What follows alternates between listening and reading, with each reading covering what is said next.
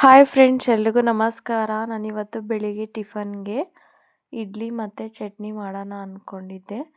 ಅದಕ್ಕೆ ನಾನು ಒಂದು ಬಾಣಲಿಲಿ ಕಡಲೆ ಬೀಜ ಹುರಿಯೋಕೆ ಇಟ್ಟಿದ್ದೀನಿ. ಮತ್ತು ಇಲ್ಲಿ ಇಡ್ಲಿ ಹಿಟ್ಟು ನೋಡಿ ಯಾವ ಥರ ಉಬ್ಬಿದೆ, ಚೆನ್ನಾಗಿ ಬಂದಿದೆ. ಅದನ್ನು ಒಂದು ಸತಿ ಚೆನ್ನಾಗಿ ಮಿಕ್ಸ್ ಮಾಡಿಕೊಂಡೆ.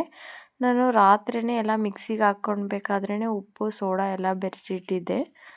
ಮತ್ತು ನೋಡಿ ಇಲ್ಲಿ ನಾನು ಕಡಲೆ ಬೀಜ ಮತ್ತು ಒಣಮೆಣ್ಸಿಕಾಯಿ ಹುರ್ಕೊಂಡು ಅದನ್ನೊಂದು ಪ್ಲೇಟಲ್ಲಿ ಹಾಕ್ಕೊಂಡು, ಮತ್ತು ನಾನು ನೆಕ್ಸ್ಟ್ ಇಲ್ಲಿ ಹಸೆ ಕರಿಬೇವಿನ ಸೊಪ್ಪನ್ನ ಕೂಡ ಹುರ್ಕೊತಾ ಇದ್ದೀನಿ. ಹುರ್ಕೊಂಡು ಒಂದು ಕಡೆ ಬೆಳ್ಳುಳ್ಳಿ ಕೂಡ ಬಿಡಿಸಿಟ್ಕೊಂಡು ಆಮೇಲೆ ಮತ್ತೆ ಅದೇ ಬಾಣಲಿಗೆ ಸ್ಟವ್ ಆಫ್ ಮಾಡಿ ಜೀರಿಗೆ ಹಾಕ್ಕೊತಾ ಇದ್ದೀನಿ.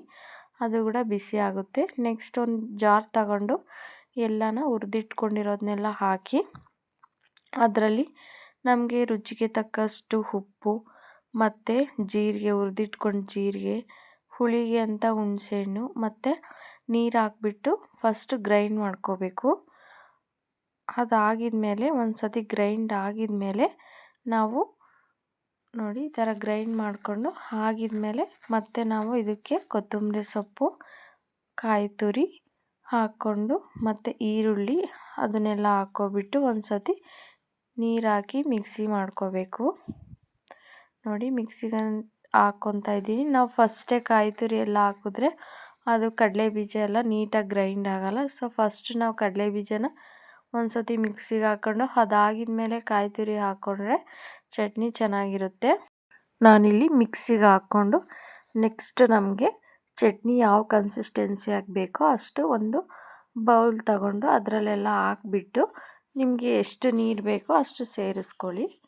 ನಮ್ಮ ಮನೆಯಲ್ಲಿ ಒಂದು ಸ್ವಲ್ಪ ತೆಳುಗೆ ಇಷ್ಟಪಡ್ತಾರೆ. ನಾನು ಅದಕ್ಕೆ ನೀರು ಹಾಕಿ ಇಷ್ಟು ತೆಳು ಮಾಡ್ಕೊಂಡಿದ್ದೀನಿ. ನೋಡಿ ಇವಾಗ ಚಟ್ನಿ ಆಯಿತು. ನೆಕ್ಸ್ಟ್ ನಾನಿಲ್ಲಿ ಇಡ್ಲಿಗೆ ರೆಡಿ ಮಾಡ್ಕೊತಾ ಇದ್ದೀನಿ. ಫಸ್ಟು ಇಡ್ಲಿ ಪಾತ್ರೆಯಲ್ಲಿ ನೀರು ಹಾಕಿ ಅದನ್ನು ಕುದಿಯೋಕೆ ಬಿಟ್ಟೆ. ನೆಕ್ಸ್ಟ್ ಪ್ಲೇಟಲ್ಲೆಲ್ಲ ಆಯಿಲ್ ಹಾಕಿ ಚೆನ್ನಾಗಿ ಅದನ್ನು ಆಯಿಲೆಲ್ಲ ಹಾಕ್ಬಿಟ್ಟು ನೆಕ್ಸ್ಟ್ ನಾನು ಇಡ್ಲಿ ಹಿಟ್ಟು ಹಾಕಿ ಈ ಥರ ಇಡ್ಲಿ ಹಿಟ್ಟು ಹಾಕ್ಬಿಟ್ಟು ಎಲ್ಲನ ಇಡ್ಲಿ ಪಾತ್ರೆಯಲ್ಲಿ ಹಾಕ್ಕೊಂಡು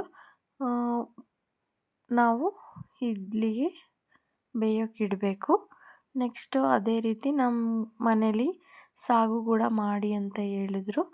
ಅದಕ್ಕೆ ನಾನು ಸಾಗು ಮಾಡೋದಕ್ಕೆ ಒಂದು ಪಾತ್ರೆ ಇಟ್ಬಿಟ್ಟು ಅದರಲ್ಲಿ ಒಂದು 3 ಸ್ಪೂನ್ ಎಣ್ಣೆ, 2 ಟೇಬಲ್ ಸ್ಪೂನ್ ಕಡಲೆಬೇಳೆ ಮತ್ತು ಸಾಸಿವೆ, ಜೀರಿಗೆ, ಕರಿಬೇವಿನ ಸೊಪ್ಪು. ಇಲ್ಲಿ ನಾನು ಹಸಿಮೆಣ್ಸಿಕಾಯಿ ಇರಲಿಲ್ಲ, ಸೊ ನಾನು ಅದಕ್ಕೆ ಬೋಂಡದ ಮೆಣಸಿಕಾಯಿ ತಂದಿದ್ದೆ, ಅದೇ ಇತ್ತು.